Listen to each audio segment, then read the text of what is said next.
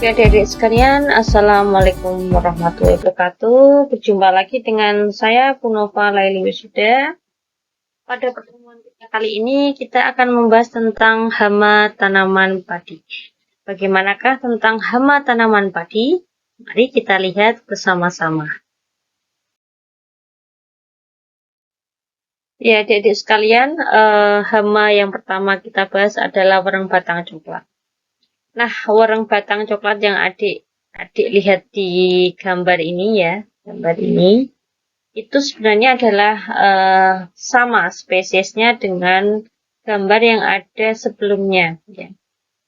Perbedaannya adalah yang di depan itu adalah wereng batang coklat yang tidak terlalu banyak mendapatkan perlakuan insektisida. Biasanya akan berwarna lebih terang dan dia lebih bersih begitu. Nah, untuk wereng batang coklat yang cukup banyak mendapatkan perlakuan insektisida, biasanya akan berwarna hitam dan kemudian dia akan lebih terlihat kotor dan ukurannya cenderung lebih kecil. Baik, WBC ya atau wereng batang coklat itu memiliki nama ilmiah yaitu Nila parvata lupins. Ya, dia adalah salah satu serangga, berarti dia berada di kelas Insecta. Kemudian karena dia adalah tergolong dalam serangga pencucuk penghisap, maka ordonya jelas yaitu Hemiptera. Dengan familinya adalah Dilphacidae, genus Nila parvata dan spesiesnya adalah Lugens. Oke. WPC pada dewasa ini ya, sekarang ini kita mengenalnya sebagai hama utama ya. Padahal sebelumnya WBC ini adalah pemakan atau penghisap rumput biasa, bukan pada padi. Tapi seiring berjalannya peningkatan intensifikasi dan ekstensifikasi melalui revolusi hijau, yaitu pengenalan pupuk-pupuk sintetik golongan-golongan baru seperti urea dan kawan-kawan dan insektisida tertentu yang berspektrum luas. Nah, WBC ini mengalami pergeseran dalam pemilihan makanan. Yang awalnya hanya menghisap rumput-rumputan di sekitar areal pinggir persawahan, beralih menghisap ke padi. Ya. Nah, selanjutnya WBC ini cenderung menyukai daerah-daerah yang memiliki kelembaban yang cukup tinggi.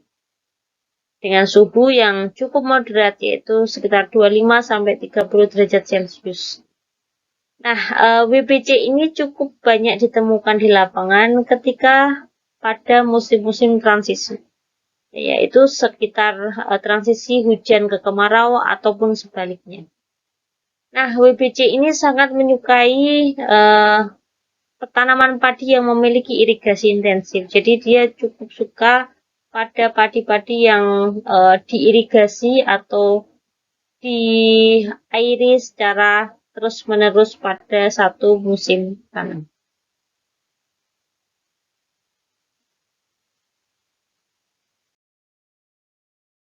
Oke, selanjutnya kita membahas tentang dimorfisme WBC. Apa itu dimorfisme?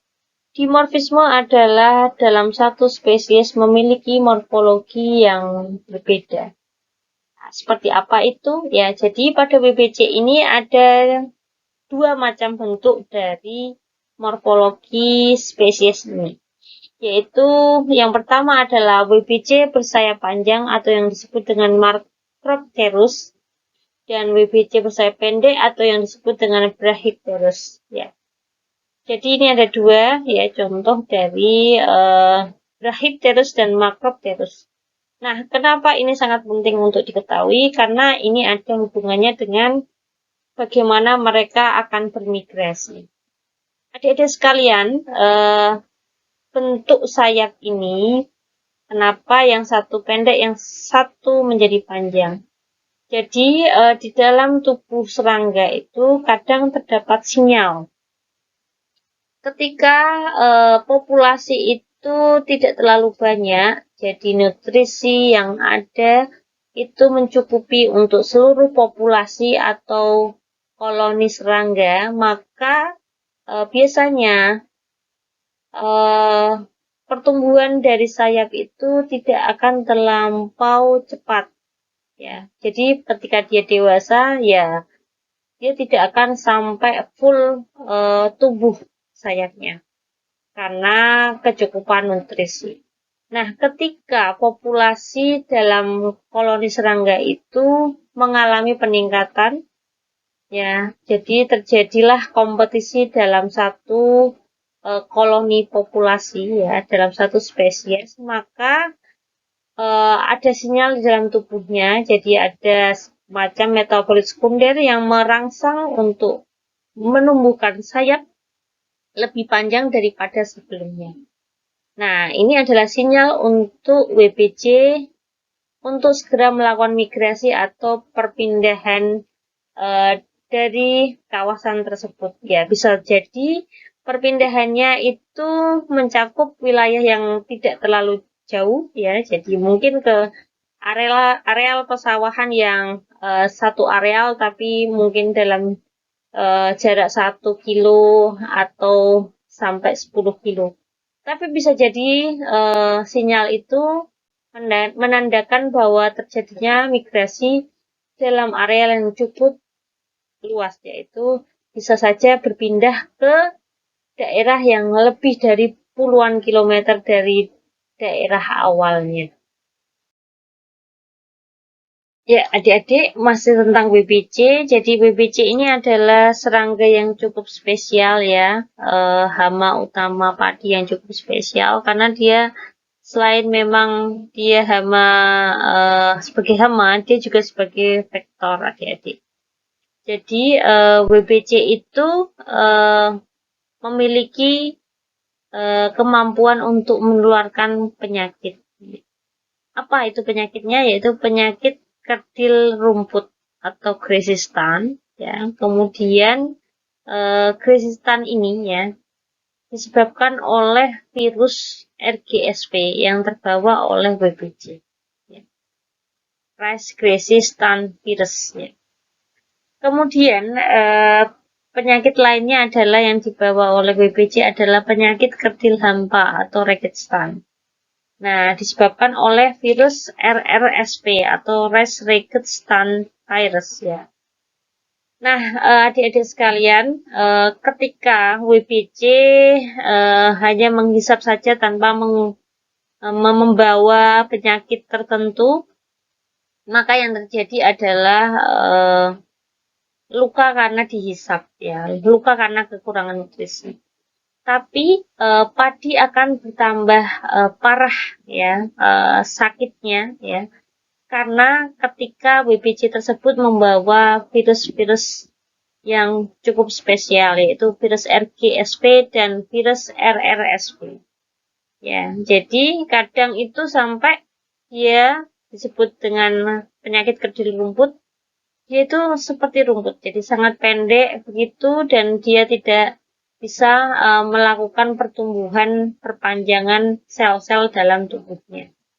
Nah, ada lagi yang cukup berbahaya, yaitu penyakit kerdil hampa, ya. Jadi seperti ngeprank, ya, istilah zaman sekarang, yaitu dia walaupun pendek, ya, pendek begitu, tidak bisa tinggi tubuh dari tanaman padi, tapi dia dapat menghasilkan bunga dan malai, tapi selalu berakhir dengan hampa, yaitu tidak bernas, ya, adik-adik, kopong kalau orang Jawa bilang. Nah, titik terparah atau gejala terparah yang terjadi setelah itu adalah Hopperburn atau jadi lahan itu seolah-olah seperti terbakar gitu, seperti habis dibakar sesuatu. Nah, itu bukan habis dibakar, tapi karena WBC tadi yang menghisap, kemudian dia juga membawa vektor, yaitu RGSP dan RRSP. Itu adik-adik. Oke, kemudian bagaimanakah tentang pengendalian WBC itu, ya? Ada beberapa hal yang harus adik-adik ketahui, yaitu pertama, tanam serempak ya. Tanam serempak ini hampir mirip dengan dulu penjelasan saya pada hama tikus pada semester yang lalu. Tanam serempak itu biasanya yang paling ideal adalah 2 sampai 3 minggu. 2 sampai 3 minggu. Kenapa seperti itu? Karena memang pola atau life cycle, siklus hidup dari WBC juga memang sekitar 1 bulan. Nah, kita harus memutus dari siklus hidup dari WBC. Ya. Nah, kemudian yang paling harus diketahui adalah WBC itu akan lebih suka pada tanaman-tanaman muda. Ya. Ya, ketika Anda menanam tidak serempak begitu, lebih dari 1 bulan perbedaannya. Jadi ketika WBC itu sangat tertarik dengan tanaman-tanaman muda, kemudian tanaman tersebut mulai menjadi lebih tua, dan 1 bulan kemudian ada lagi tanaman yang lebih muda lagi. Nah, dia akan beralih ke sawah di pinggir-pinggir atau areal yang sama, tapi memiliki pola tanam yang berbeda. Ya. Kemudian rotasi tanaman ya harus diperkirakan. Jadi jangan 1 tahun, kalau yang ideal itu 1 tahun jangan semuanya ditanami padi terus sepanjang tahun itu. Tapi kalau bisa nanti hari ini padi, besok itu semangka, besok lagi kacang-kacangan gitu ya. Jadi dapat memutus rantai siklus dari si WBC ini. Yang selanjutnya adalah irigasi intermittent ya, jadi berselang, kadang itu diairi, kadang juga macak-macak begitu ya. Jadi tidak diairi yang sampai banyak airnya, tidak, tapi diairi yang tidak terlalu banyak air. Yang penting basah gitu tanahnya. Selanjutnya menggunakan tanaman border ya. Ya, contohnya itu ada wijen dan bunga matahari. Nah, ini berhubungan dengan poin selanjutnya yaitu stabilitas ekologis dengan konservasi musuh alami. Jadi tanaman border itu ada berbagai macam manfaat. Yang pertama itu tanaman border itu bisa sebagai pengalih dari serangga hama untuk datang. Jadi dia bingung mencari tanaman inangnya ya. Yang kedua, tanaman-tanaman bunga itu juga sebagai tanaman-tanaman inang kedua bagi musuh alaminya. Seperti bangsa-bangsa lebah ya, lebah-lebah parasitoid atau mungkin predator ya, predator-predator dari belalang sembah dan lain sebagainya itu sangat menyukai bunga. Karena apa? Bunga itu punya madu. Nah, madu itu adalah digunakan untuk para pemakan daging predator serangga atau parasitoid itu untuk tambahan nutrisi.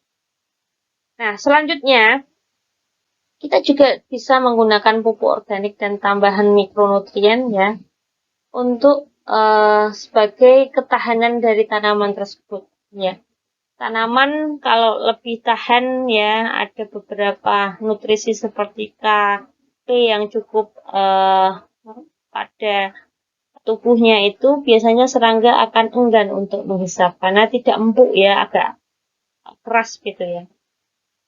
Nah, selanjutnya bahan aktif insektisida yang dianjurkan itu ada beberapa. Yang pertama adalah dimetafuron ya, contoh mereknya ada King Boss, kemudian ada pimetrozin ya, itu contoh mereknya adalah Plenum.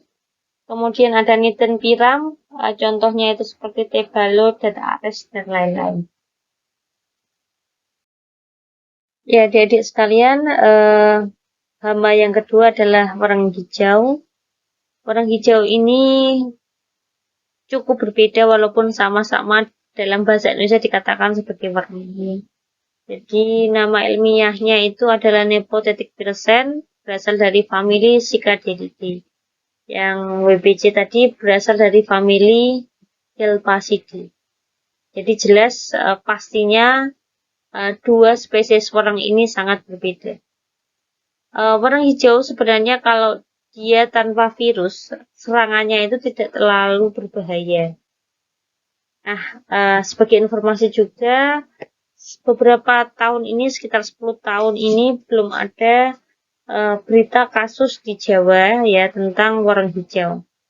Namun ya, namun di beberapa daerah lainnya seperti Sumatera, Sulawesi, dan beberapa wilayah Nusa Tenggara itu masih cukup menjadi hama yang cukup serius di sana. Tapi yang jelas ya di Jawa ini Bu Nova sendiri pernah menemukan ya di sekitar area pesawahan dekat rumah ya. Jadi ada yang tertarik di lampu LED tempat rumah Bu Nova itu ada warna hijau, tapi tidak, alhamdulillah tidak cukup serius karena memang alhamdulillah tidak membawa virus ya. Nah, ini adalah gambar dari nepotetic virusen atau yang kita lebih kenal sebagai warang hijau. Ini kita ambil, saya ambil pada tahun 2016 di Thailand. Nah, di Thailand itu termasuk daerah yang cukup banyak outbreak warang hijau ini. Nah, warang hijau ini akan sangat berbahaya ketika dia membawa virus ya. Dia merupakan vektor dari penyakit tungro. Atau dalam istilahnya adalah kuntet atau pendek atau apa ya, kerdil gitu ya. Tungro itu berasal dari bahasa Tagalog, adik-adik. Nah, penyebab penyakit tungro itu harus ada dua virus yang berada dalam satu tanaman, yaitu virus RTSV ya, merupakan RNA virus ya. Panjangan dari Rice Tungro Spherical Virus ya. Ya, virus RNA. Kemudian yang kedua adalah virus DNA. Namanya RTBV, panjangan dari Rice Tungro Bacilliform Virus. Nah, ini yang cukup penting. Gejala itu sebenarnya disebabkan oleh RTBV, tapi diintensifkan oleh RTSV. Di mana RTSV itu dapat ditransmisikan sendiri ke padi. Nah, namun ya, sedangkan RTBV itu hanya dapat ditransmisikan jika ada RTSV pada tanaman donor. Jadi jelas ketika Anda itu hanya memiliki RTBV saja atau RTSV saja, maka penyakit tungro itu tidak akan bergejala. Ya, tapi kalau ada dua-duanya pasti akan bergejala. Nah, tapi yang harus kita khawatirkan di sini adalah penularan dari RTSV. Karena RTSV itu istilahnya adalah pengaktif ya. Dia yang mengaktifkan virus tersebut. Walaupun gejala-gejala yang ada itu disebabkan oleh RTBV.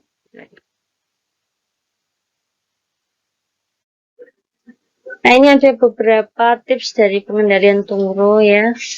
Jadi ada beberapa hal, yaitu yang pertama dari karakteristik yang sudah kita beritahukan.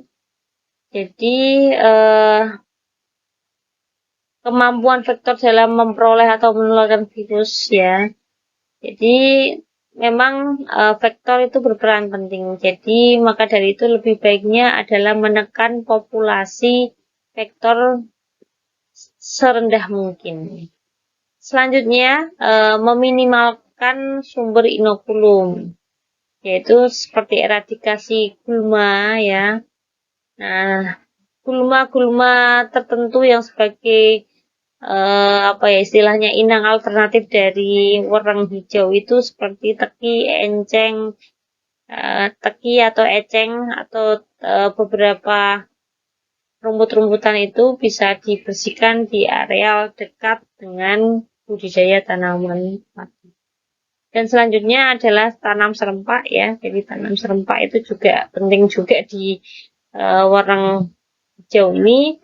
Jadi warang-warangan itu lebih suka tanaman yang lebih muda. Itu yang harus dipegang ya, Dek. Maka dari itu tanam serempak tetap masih jadi pengendalian yang cukup efektif. Selanjutnya, menanam varietas tahan virus terutama RTSP sehingga RTBV tidak dapat ditularkan ya. Ya, ingat RTBV itu hanya dapat ditransmisikan ke tanaman donor ketika ada RTSP di dalam tanaman tersebut. Selanjutnya, menanam varietas tahan wereng sehingga hanya menghisap pada bagian silem saja, bukan floemnya ya. Floem itu berisi nutrisi-nutrisi yang penting yang disalurkan ke seluruh tubuh tanaman. Kemudian tidak mengeringkan sawah ya. Jadi kalau sawah itu terlalu kering ya ini akan merangsang pemencaran wereng hijau. Ini kebalikan dengan WBC ya. Di satu sisi menguntungkan WBC, di satu sisi malah disukai oleh wereng hijau. Nah ini jadi ambigu ya adik-adik, tapi memang itulah keadaannya di lapangan. Selanjutnya tanam serentak ya, kemudian diikuti bero setelah panen dikombinasikan dengan varietas tahan wereng ya. Jadi kadang-kadang kita juga baik untuk memberokan tanah kita, tidak langsung ditanami ya. Sekitar 2-1 bulan diberokan itu akan lebih baik. Istilahnya adalah mengistirahatkan tanah dan sambil kita mensterilkan tanah kita. Jadi kadang kita bisa menggunakan antipedan ya. Ya, ada jenis bahan insektisida, bahan aktif insektisida yang mengandung antipedan. Apa itu antipedan? Antipedan itu adalah zat yang membuat serangga itu tidak nafsu makan, atau antipedan istilahnya adalah obat tidak nafsu makan. Contohnya adalah imidacloprid. Kemudian ada lagi pengendalian yang cukup aman yaitu dengan jamur entomopatogen Befaria bassiana dan Metarhizium. Baik, hama yang ketiga, di sini ada hama penggerek batang padi atau PBB ya. Jadi ini harus dijelaskan secara perlahan-lahan ya adik-adik, karena PBB ini ada 2 jenis. Yang pertama adalah sundep ya. Sundep ini adalah penyerangannya pada masa vegetatif ya. Bahasa Inggrisnya itu dead heart ya. Dia makan ya, jadi larva dari penggerek batang padi itu makan pada titik tumbuh tanaman muda. Ya, kalau dibiarkan tanaman bisa mati dalam keadaan masih sangat muda. Ya. Kemudian yang kedua adalah beluk ya, whitehead. Ya, ini menyerang pada masa generatif. Gejalanya adalah gejala malai mati dengan bulut hampa seperti berwarna putih ya. Ini seperti gambarnya seperti ini. Nah, kadang ada yang bingung dengan blast ya.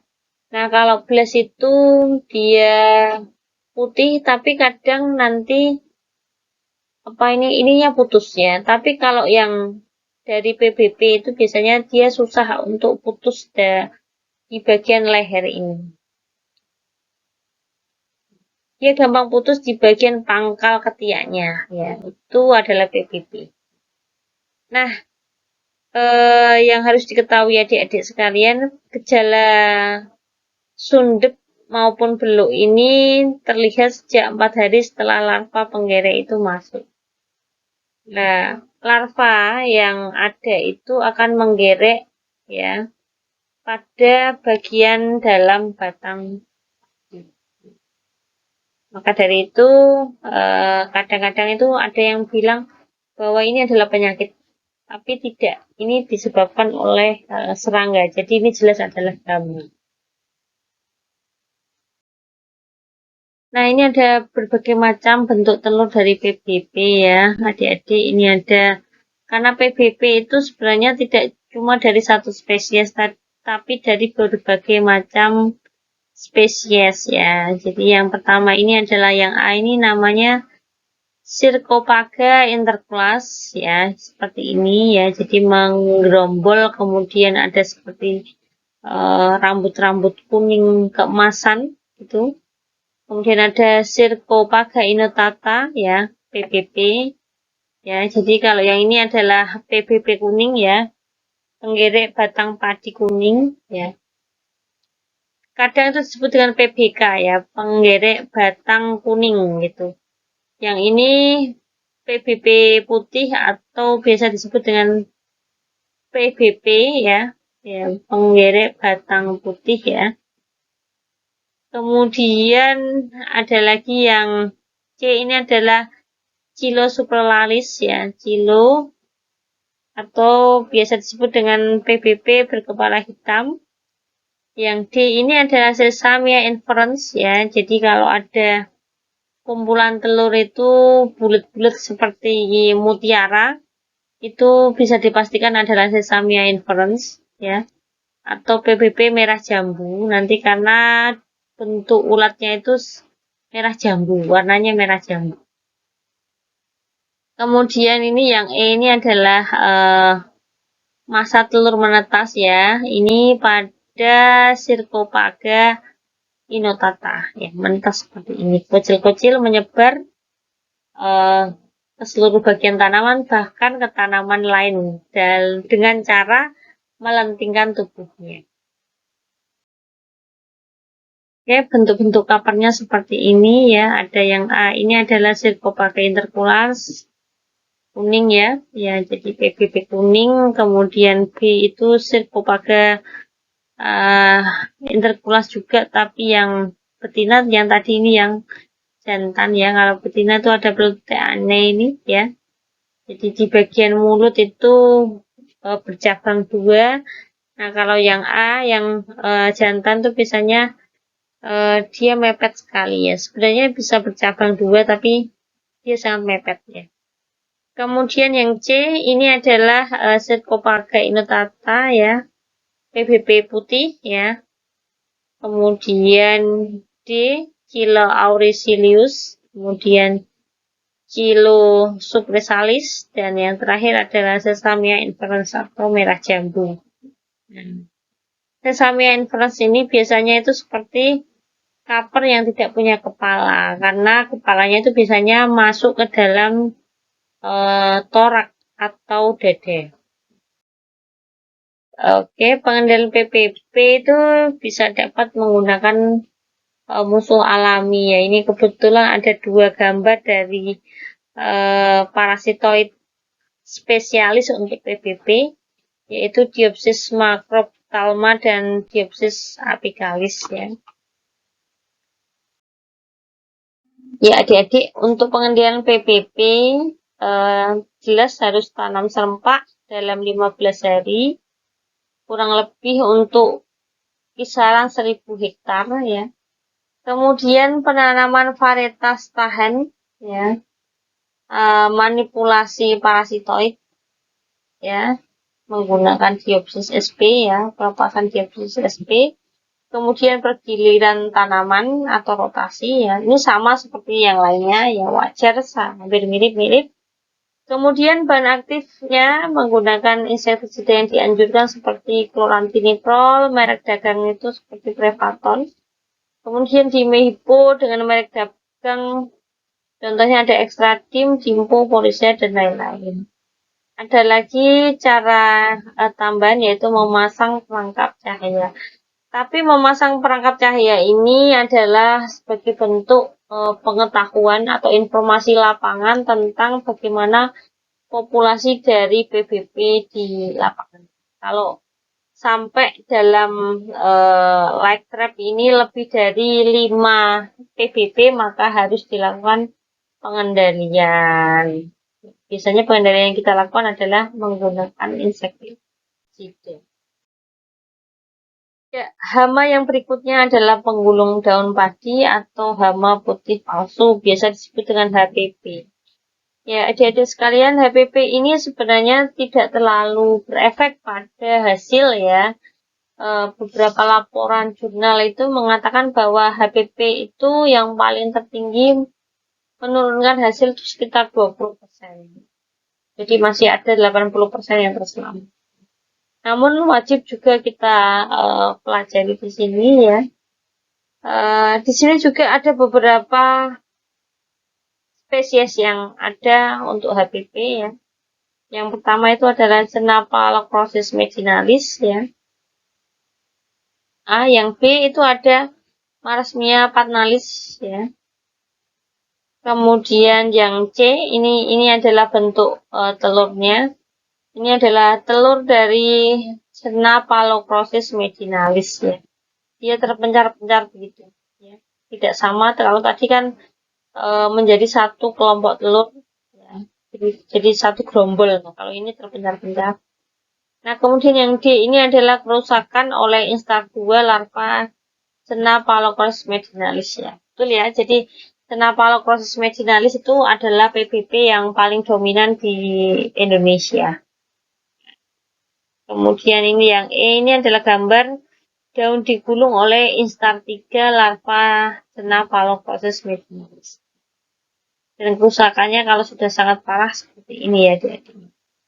Bagaimanakah cara pengendaliannya? Ya, jadi pengendaliannya itu menghindari penggunaan urea yang berlebihan. Kalau bisa malah memang sudah tidak usah menggunakan urea, khususnya urea yang non subsidi ya, itu cukup membuat tanaman itu menjadi sangat rapuh gitu dan disukai hama.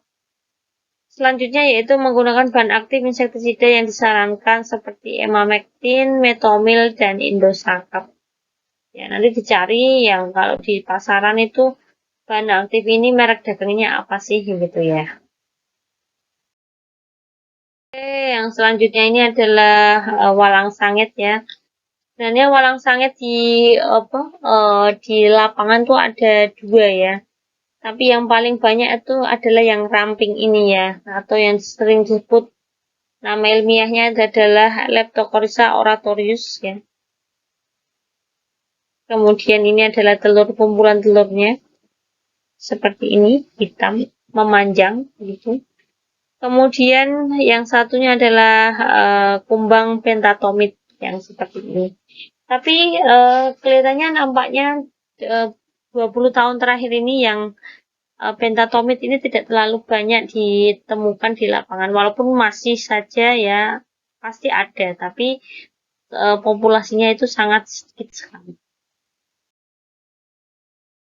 Ya, selanjutnya ini ada hama hispa ya.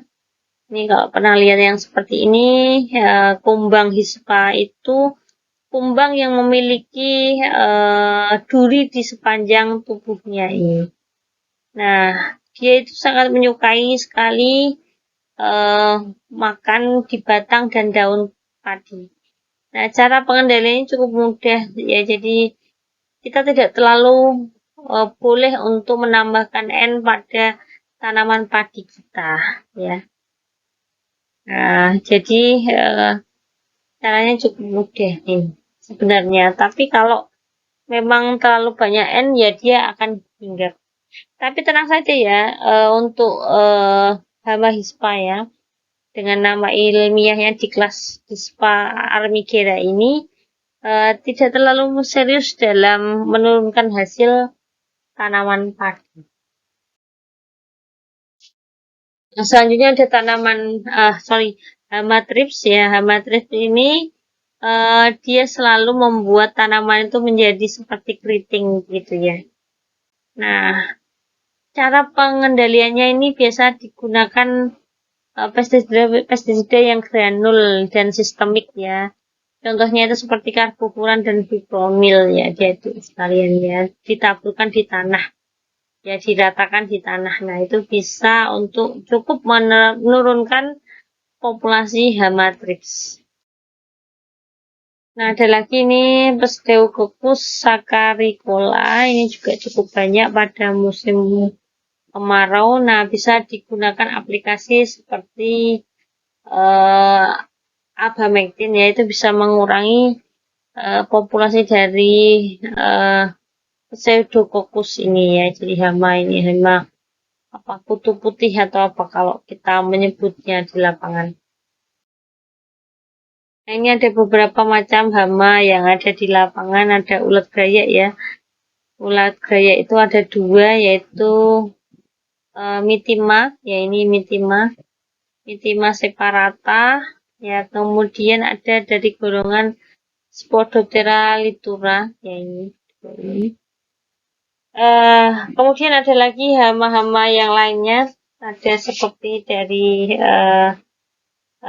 Queen of Termit atau ratu dari rayap, ya ini ada ratu dari rayap, ini juga sebagai masalah ya. Jadi perakaranya itu rusak ya gara-gara ini rayap. Kemudian ada lagi Grydotalpa orientalis ya, ini Grydotalpa orientalis atau anjing tanah ya. Anjing tanah ini adalah pemakan akar ya. Kemudian ada lagi C, ini adalah field cricket ya atau jangkrik lapangan. Ini juga biasanya makan akar juga. Kemudian yang D ini adalah ampal ya, white grub ya. White grub itu artinya ampal. Kemudian yang E ini adalah white grub larvae. Ya ini ketika dia masih kecilnya seperti ini atau kita sebut dengan uret ya, jadi sekalian. Kemudian yang terakhir ini yang F ini adalah gambar pembusukan akar karena tadi ada berbagai macam hama yang menyerang di bagian perakaran. Nah ini juga biasanya dikendalikan oleh insektisida granul sistemik ya seperti Regen dan Furadan ya atau Carbofuran dan Fipronil lagi. Nah, ini adalah beberapa musuh alami yang ada di tanaman padi ya. Ada ini Amoromorpha ya. Amoromorpha ini adalah golongan parasitoid ya. Kemudian ada Temeluka ya, ini juga parasitoid. Kemudian yang C ini adalah Kotesia ruficus kokon ya, ini adalah sama juga ini adalah parasitoid ya. Kemudian golongan-golongan predator ya. Predator ini ada yang disebut dengan Sirtorinus ya. Sirtorinus ini adalah penghisap telur wereng ya. Baik itu wereng hijau maupun wereng batang coklat. Dan selanjutnya ada F, ini adalah Sirtorinus ketika masih nimfa ya atau stadia serangga muda pada Hemiptera ya. Seperti ini gundul belum membentuk sayap. Kemudian ada lagi Limnogonus ya, Limnogonus G ini adalah wortel strider atau anggang-anggang ya.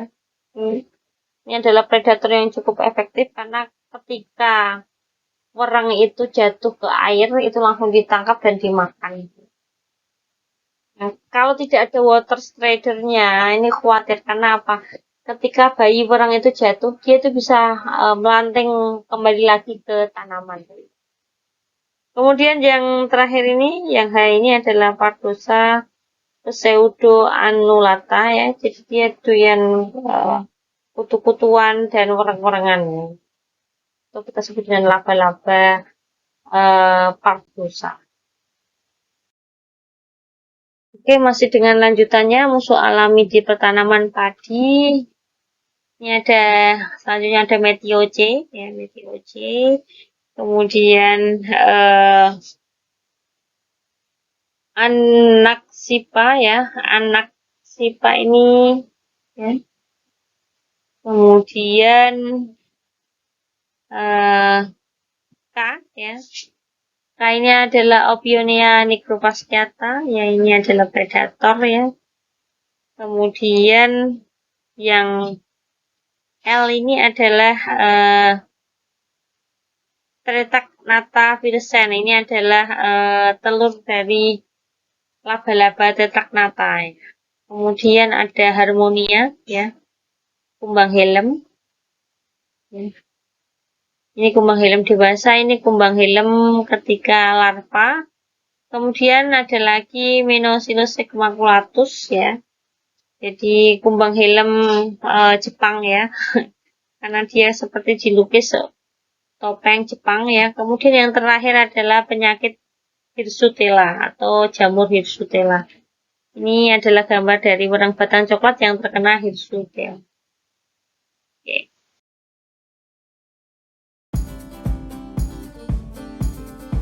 Ya, terima kasih atas perhatiannya pada pertemuan kali ini. Semoga ilmunya bermanfaat. Sampai jumpa di pertemuan minggu depan. Salam sehat, salam sejahtera dari kita semua. Wassalamualaikum warahmatullahi wabarakatuh.